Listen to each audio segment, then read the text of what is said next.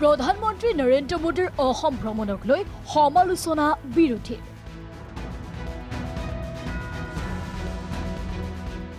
নিজৰে প্ৰতিশ্ৰুতি পাহৰিলে প্ৰধানমন্ত্ৰীয়ে। ভোটৰ বাবেহে প্ৰধানমন্ত্ৰীৰ অসম ভ্ৰমণ। কেইবাটাও চৰকাৰী আৰু দলীয় কাৰ্যসূচীৰে প্ৰধানমন্ত্ৰী নৰেন্দ্ৰ মোদীৰ এদিনীয়া অসম ভ্ৰমণ কাৰ্যসূচীক তীব্ৰ সমালোচনা বিৰোধী দলসমূহৰ। আজি পুৱাই ডিব্ৰুগড়ত উপস্থিত হৈ প্ৰধানমন্ত্ৰী নৰেন্দ্ৰ মোদীয়ে উজনি অসমৰ মৰাণত এয়াৰফিল্ড মুকলি কৰে। ইয়াৰ পিছতেই গুৱাহাটীত উত্তৰ গুৱাহাটী সংযোগী দলং শুভাৰম্ভ কৰে প্ৰধানমন্ত্ৰী নৰেন্দ্ৰ মোদীয়ে।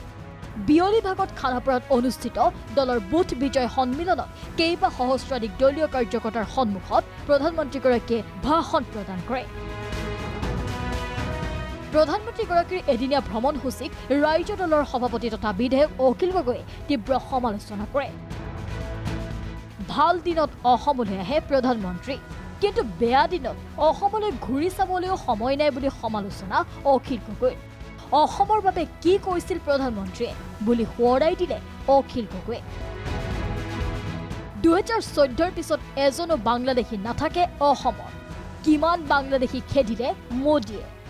নৰেন্দ্ৰ মোদী সদায় আমাৰ ভাল দিনত আহে।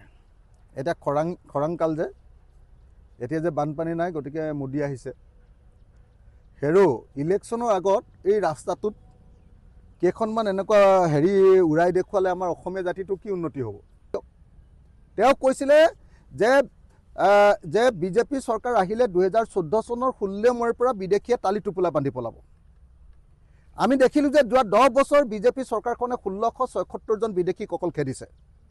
এইটোতো মই দিয়া তথ্য নহয়, এইটো এছেম্বলিত হিমন্ত বিশ্ব শৰ্মাই মোক তথ্য দিছে। হিমন্ত বিশ্ব শৰ্মাৰ চহী থকা কাগজত মোক তথ্য দিছে। যে 10 বছৰত 1676 জন মানুহে অকল খেদিছে। বাংলাদেশী মুক্ত অসম গঢ়াৰ সংকল্পৰে দেশপ্ৰত ক্ষমতাত বহা বিজেপি চৰকাৰক সমালোচনা অখিল গগৈৰ। প্ৰধানমন্ত্ৰীলৈ অখিলৰ প্ৰশ্ন, বিদেশী খেদাৰ নামত 10 বছৰত কি কৰিলে বিজেপি চৰকাৰে? বানমুক্ত অসম কেতিয়া হ'ব? প্ৰধানমন্ত্ৰী মোদীৰ শাসনকালতে কিয় অসমে বেছি ঋণ ল'বলগীয়া হ'ল? যে বিদেশী কোনদিনাৰ পৰা যাব? যোৱা 10 বছৰত তোমালোকে কি কৰিলা, এই হিচাপটো দিয়া।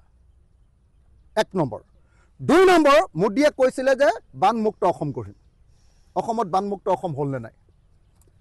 অমিত শ্বাহে যে অকল 10টা নে 17টা পুখুৰী খান্দিবলৈ দিছে, সঁচাকৈ সেই 17টা পুখুৰী খান্দিলে অসমৰ বানপানী মুক্ত হ'ব নেকি? কিয় মোদীৰ দিনতে অসম চৰকাৰে আটাইতকৈ বেছি ধাৰ ল'বলগীয়া হৈছে? অসম ভ্ৰমণৰ সময়তে প্ৰধানমন্ত্ৰীক এটাৰ পিছত আনটো প্ৰশ্নৰ ৰাইজৰ দলৰ সভাপতি তথা বিধায়ক অখিল গগৈৰ। বিগত নিৰ্বাচনসমূহত বিজেপি দলে দিয়া প্ৰতিশ্ৰুতি 10 বছৰে ৰূপায়ণ কৰিব নোৱাৰিলে বুলি অখিল গগৈৰ অভিযোগ। প্ৰধানমন্ত্ৰীলৈ অখিল গগৈৰ প্ৰশ্ন, বিদেশী সমস্যাৰ সমাধান কেতিয়া? অসম চুক্তি ৰূপায়ণ হ'ব কেতিয়া? 6 জনগোষ্ঠীৰ জনজাতিকৰণ কেতিয়া? যে আমাৰ বানপানী সমস্যাৰ কেতিয়া সমাধান হ'ব, কি কৰিলা?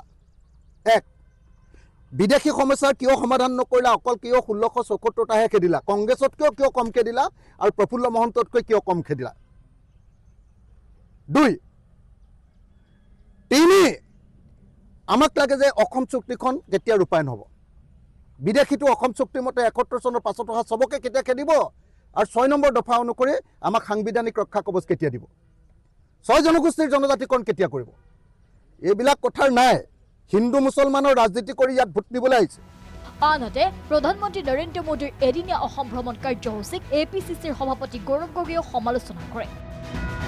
এয়াৰফিল্ড মুকলি কৰা প্ৰধানমন্ত্ৰীয়ে বিমান টিকটৰ মূল্য হ্ৰাস কৰিব কেতিয়া? প্লেন নামিছে, দুখীয়া মানুহ প্লেনত উঠিব পৰা নাই। আপোনালোকে ইয়াৰ পৰা যদি দিল্লী যায় কিমান টিকেট কওকচোন? ইয়াৰ পৰা ডিব্ৰুগড়ৰ পৰা দিল্লী টিকেট কিমান? 18,000, 19,000, 20,000। প্লেনটো নামিছে, কিন্তু দুখীয়া মানুহ প্লেনত উঠিব পৰা নাই। প্লেন নামিছে, আপোনালোকে এয়াৰপৰ্টত যাওকচোন, 1 কাপ চাহৰ দাম কিমান কওকচোন? 100 টকা, 150 টকা। কি উন্নয়ন হ'ল? 15,000, 20,000, 25,000 টিকেট কি উন্নয়ন নেকি? এয়াৰপৰ্টৰ ভিতৰত আপোনালোকে 10 টকা 1 কাপ চাহ খাব নোৱাৰে, সেইটো উন্নয়ন নেকি? আপোনালোকে নিজে ভাবিছে। এনেদৰে প্ৰধানমন্ত্ৰী নৰেন্দ্ৰ মোদীৰ এদিনীয়া অসম ভ্ৰমণ কাৰ্যসূচীক লৈ সমালোচনা কৰে বিৰোধী কংগ্ৰেছ আৰু ৰাইজৰ দলে। অৱশ্যে বিৰোধীৰ সমালোচনাক কিদৰে গ্ৰহণ কৰিব বিজেপিৰ নেতৃত্বাধীন কেন্দ্ৰ তথা ৰাজ্য চৰকাৰে সেয়া সময়তে লক্ষণীয় হ'ব। ব্যুৰো ৰিপৰ্ট, ৰাগ নিউজ।